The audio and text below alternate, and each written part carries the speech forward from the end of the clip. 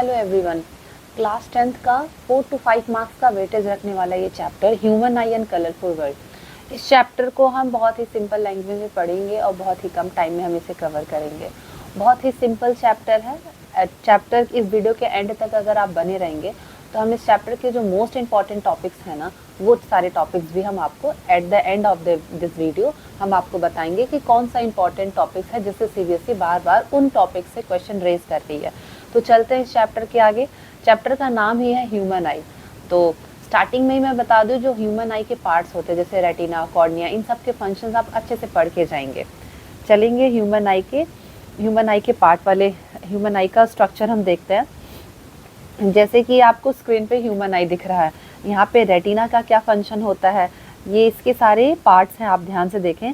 ये crystalline lens है, ये एक्वस ह्यूमर है, ये प्यूपिल है, आगे ये प्यूपिल है, ये इरिस है, और ये जो आगे वाला पार्ट है transparent bulging outward which is cornea.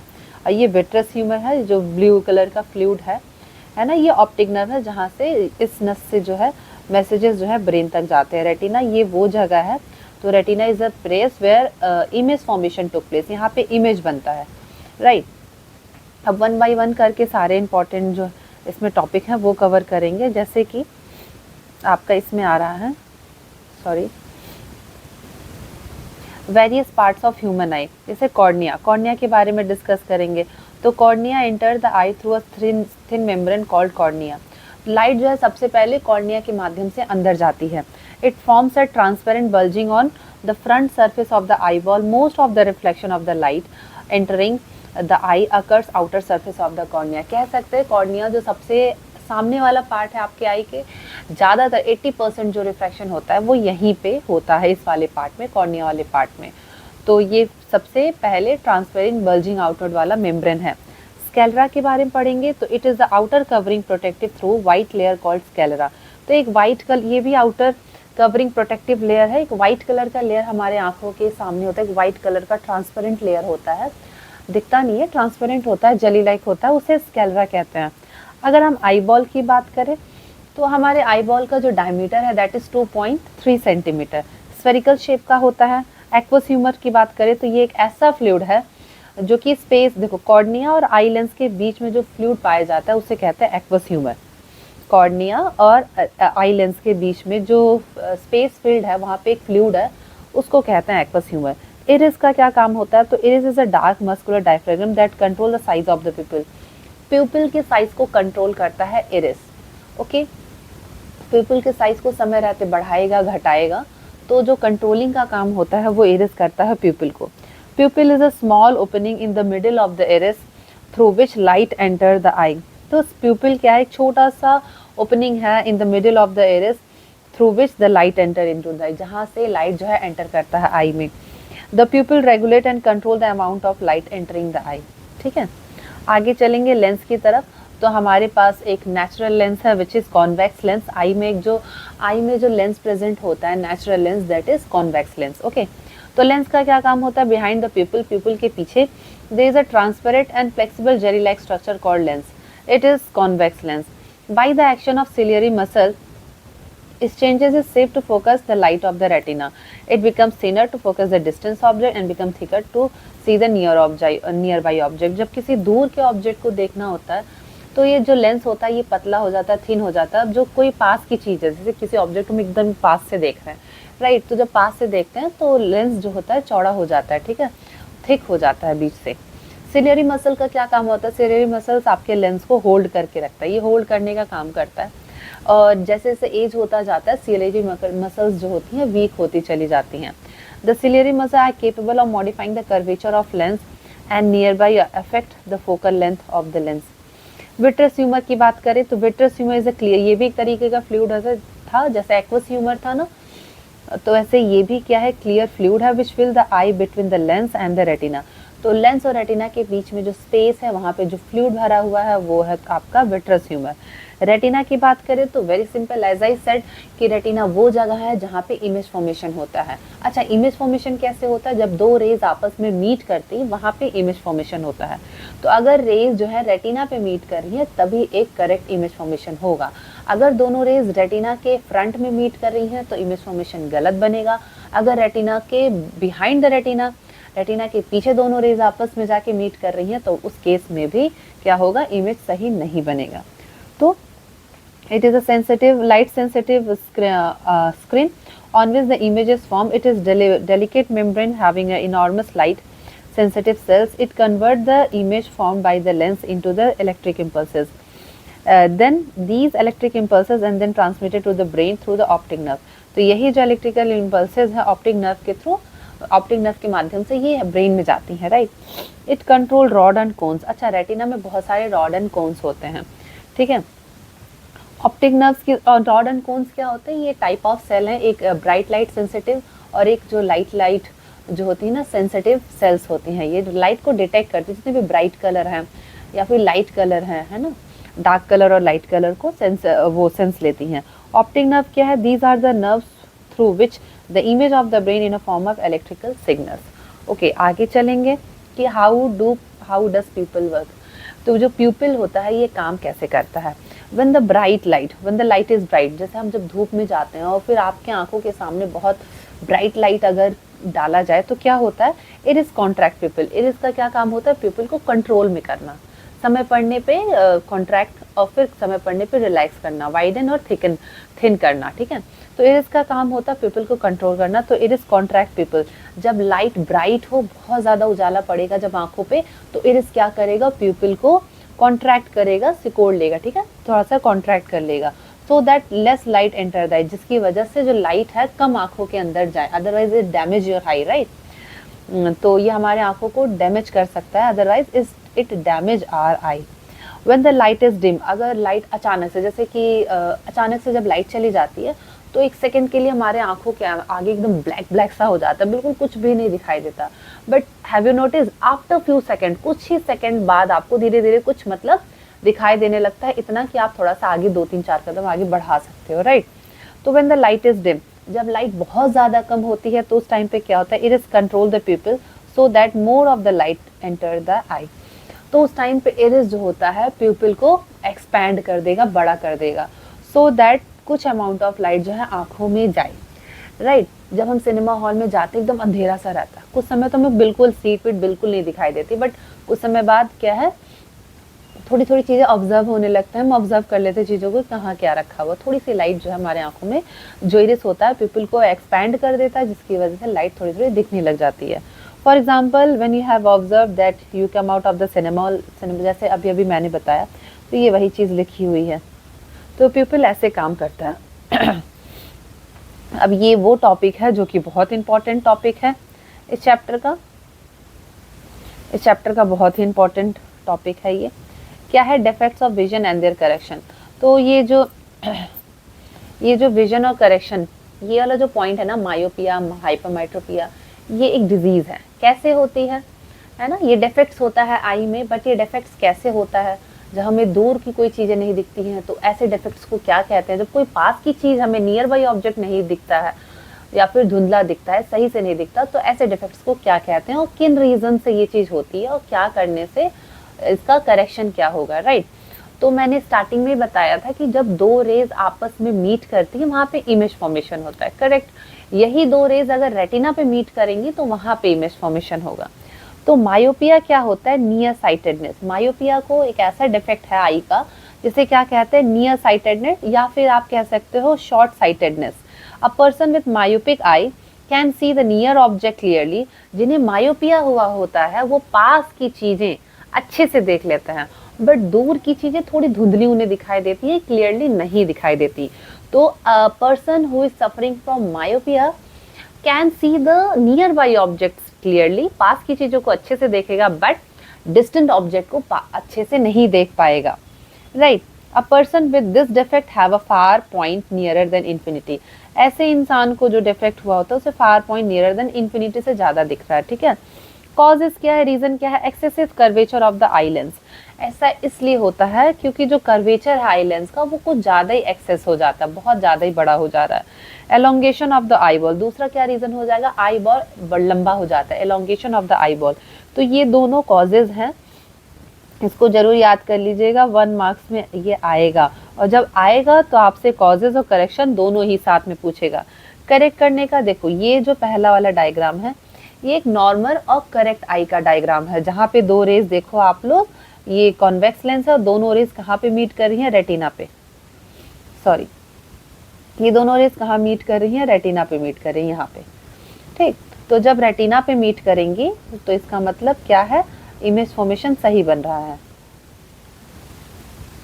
ठीक है, तो वहाँ पे इमेज फॉर्मेशन सही बन रहा है। अब दूसरे वाले डायग्राम में देखिए, ये यहाँ रेटिना पे ना मीट करके ये यहीं पे मीट कर रही हैं, retina in front of retina, तो यहाँ पे इमेज फॉर्मेशन सही नहीं बन रहा है।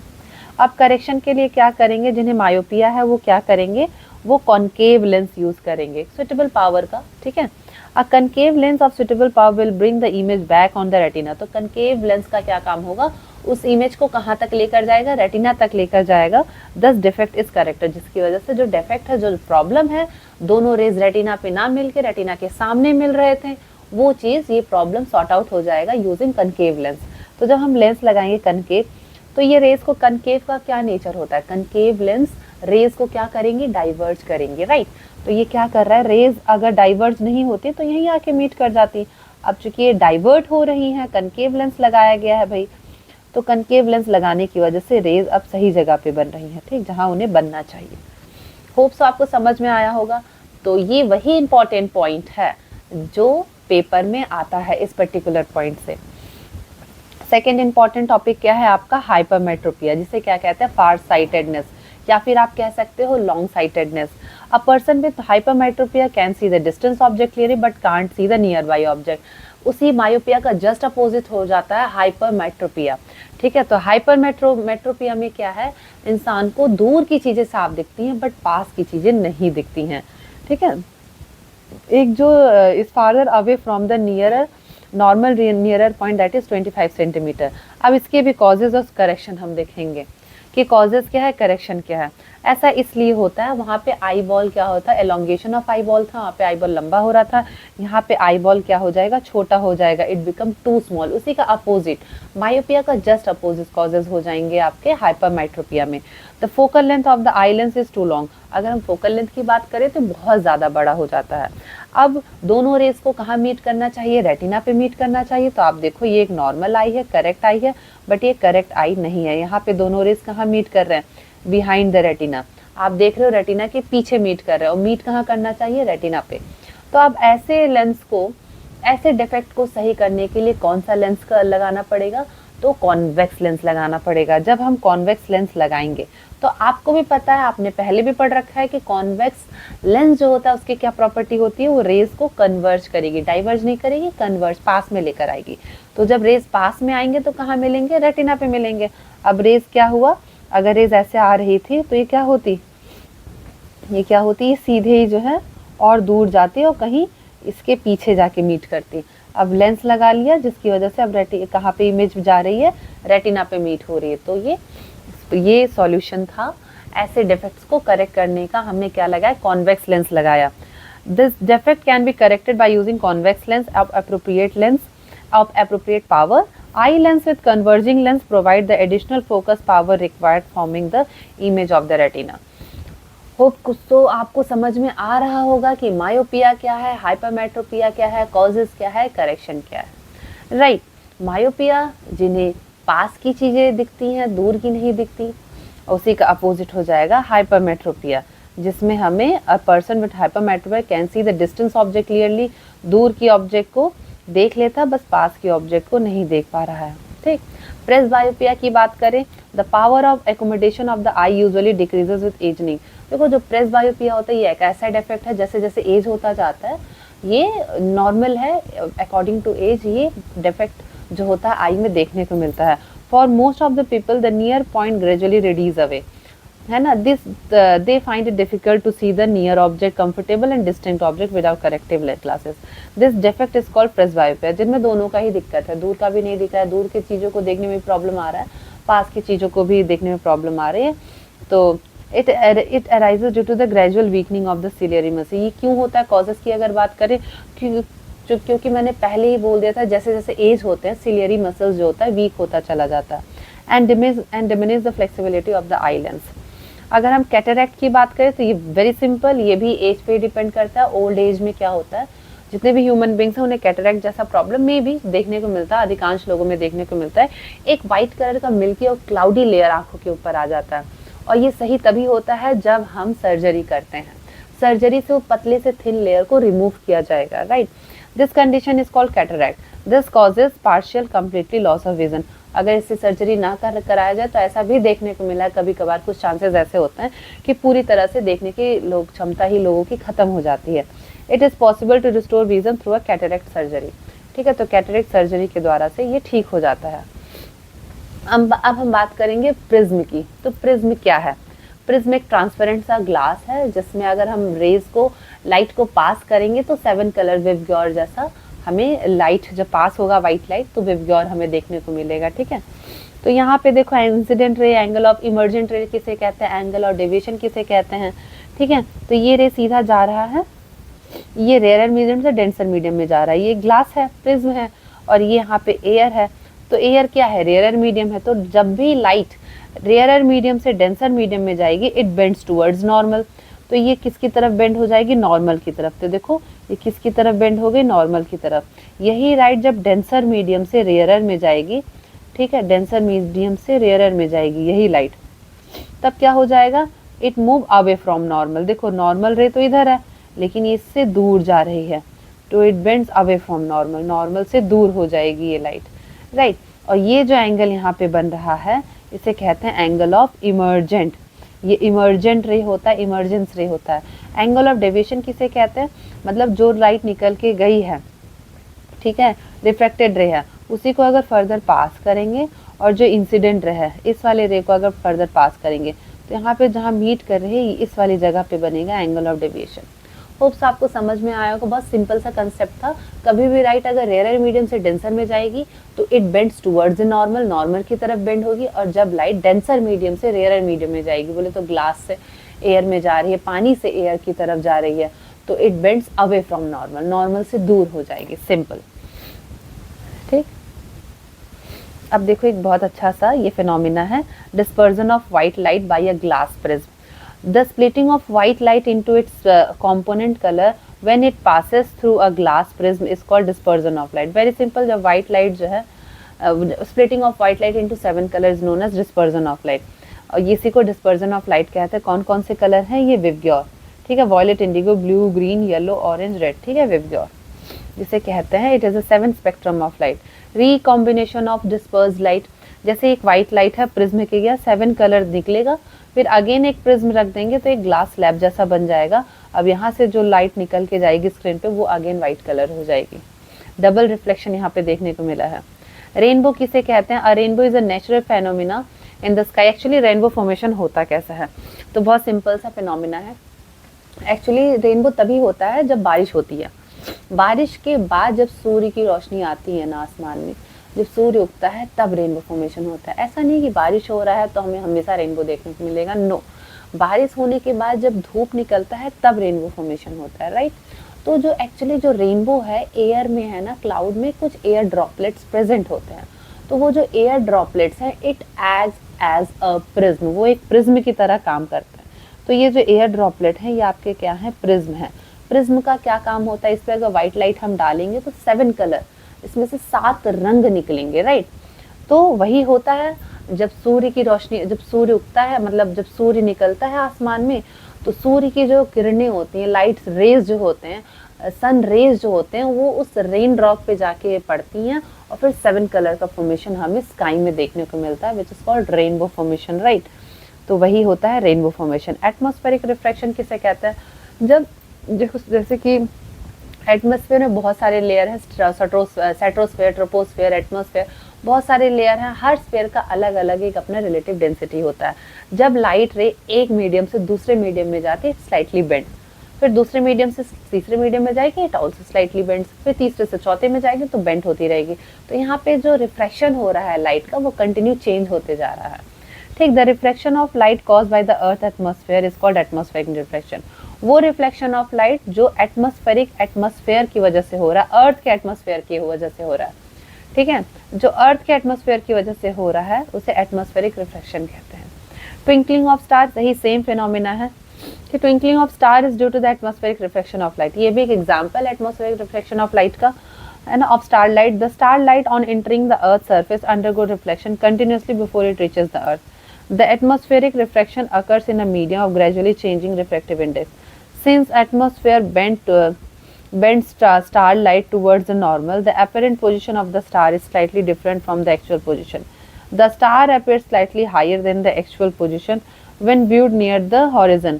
Further, the apparent position of the star is not stationary, but keep on changing slightly. Since the physical condition of the Earth's atmosphere are not stationary, as the path of the ray of light coming from the star goes on varying slightly, the apparent position of the star influence and the amount of starlight entering the eye flickers. The stars sometimes appear brighter and sometimes fainter. इसीलिए star कभी कभार बहुत bright दिखता है, कभी कभार बहुत हल्का दिखता है, ट्विंकलिंग इफेक्ट शो करता है, राइट। तो ये just because of atmospheric reflection. ये बहुत ही इंपॉर्टेंट क्वेश्चन है, होप सो इस बार आपको बोर्ड में देखने को मिलेगा, होप सो, क्योंकि टॉपिक तो ये इंपॉर्टेंट है कि advance sunlight and delay sunset. Actually होता क्या है, हमें ना जब सूर्य उदय होता है तो होने से पहले ही हमें प्रिटेंड होता है कि हो गया है, और जब सनसेट होता है तो एक्चुअली जो टाइम होता है उससे पहले हमें प्रिटेंड हो जाता है। Actual sunrise happens when the sun is below the horizon in the morning. The ray of the light from the sun below the horizon reaches our eye because reflection of light. तो जो ray of light है below the horizon, ये जैसे कि ये अर्थ है, अर्थ के सीधा एक हॉरिजन होता है, उसके नीचे होता है, बट हमें वो पहले इसलिए दिखाई देता है, रीज़न क्या है, क्योंकि यहाँ पे रिफ्लेक्शन ऑफ लाइट है, लाइट का रिफ्लेक्शन की वजह से। Similarly the sun can be seen few minutes after the actual sun, इसी ऐसे ही फ्यू मिनट्स आफ्टर होने से के बाद हमें सनसेट दिखाई देता है। The sun is visible to us about 2 minutes before the actual sunrise and about 2 minutes after the actual sunset because of atmospheric reflection. इसका मोटा मोटा पेन से ऐसे समझो कि जो एटमॉस्फेरिक रिफ्लेक्शन है उसकी वजह से, ठीक है। तो हमें प्रिटेंड होता है, रिफ्लेक्शन नहीं होता है। रिफ्लेक्शन ये हमारा रिफ्लेक्शन है वो नीचे, बट ये जो हमें दिख रहा है आंखों से ये हमारा रिफ्लेक्शन है, ठीक है, इस वजह से। स्कैटरिंग ऑफ व्हाइट लाइट, तो scattering of light is a phenomena by which beam of a light redirected in different direction on interacting with the particle present in the medium. Why the colour of the sky is blue, very important question कि आसमान का colour blue क्यों है। The molecules of the air and the fine particles in the atmosphere have size smaller than the wavelength of the visible light. तो very simple, इसका बहुत simple सा logic है कि स्काई ब्लू क्यों दिखता है। देखो जिस कलर का वेवलेंथ बहुत कम है वो एटमॉस्फेयर में पार्टिकल्स होते हैं, वो उससे स्कैटर करते हैं और बिखर जाते हैं। These are the more effective in scattering of light of shorter wavelength at the blue end then the light of longer wavelength. तो ब्लू कलर का जो वेवलेंथ है बहुत छोटा होता है, इतने छोटे जो एयर में इतने सारे पार्टिकल्स हैं, तो उन पार्टिकल्स के साथ जब जाके टकराते हैं ये सारे ब्लू कलर के वेवलेंथ, तो वो फैल जाते हैं, है ना। At the red and when the light passes through the atmosphere, जब लाइट जो है, सनलाइट जो है एटमॉस्फेयर से पास होता है, the fine particles in the air scatter the blue colour. तो जो फाइन पार्टिकल छोटे छोटे, जैसे कि लाइट रे निकला, सनलाइट रेज आया, एटमॉस्फेयर पे आते कितने ढेर सारे पार्टिकल्स प्रेजेंट होते हैं एटमॉस्फेयर में, तो वो लाइट को क्या करते हैं, स्कैटर कर देते हैं, बिखेर देते हैं। तो एयर उसमें एक्चुअली क्या, एयर में जो पार्टिकल्स है उस पे जो ब्लू कलर का वेवलेंथ है, ब्लू कलर का बहुत शॉर्टर वेवलेंथ होता है, तो उससे टकराते हैं और बिखर जाते हैं, ठीक है। If the earth has no atmosphere there have not been seeing any scattering. अगर अर्थ के पास एटमॉस्फेयर ही नहीं होता तो कोई स्कैटरिंग ही नहीं होता, तो फिर आसमान ब्लू दिखता भी नहीं। Then the sky would look dark, तो आसमान काला दिखता। Colour of the sunrise and the sunset, तो during sunset and the sunrise the sun is near the horizon, चाहे सनराइज हो सनसेट हो, सन जो होता है हॉरिजन के पास होता है, and therefore the sunlight has to travel larger distance atmosphere. Due to this most of the blue light, जो कि शॉर्टर वेवलेंथ है, is scatter away by the particles. The light of longer wavelength reaches our eye, वो light जिनका wavelength ज़्यादा है, जैसे कि red colour, वो हमारे आंखों तक पहुंचते हैं, और इसी वजह से सन हमें कैसा दिखता है, ब्लू कलर का दिखता है। होप सो हमारा ये चैप्टर आपको अच्छे से समझ में अगर आया होगा तो इस वीडियो को लाइक ज़रूर करिएगा। मिलते हैं next part of this video, next chapter की तरफ चलते हैं, और इस वीडियो को आप अपने फ्रेंड सर्कल में भी शेयर करें। Thank you.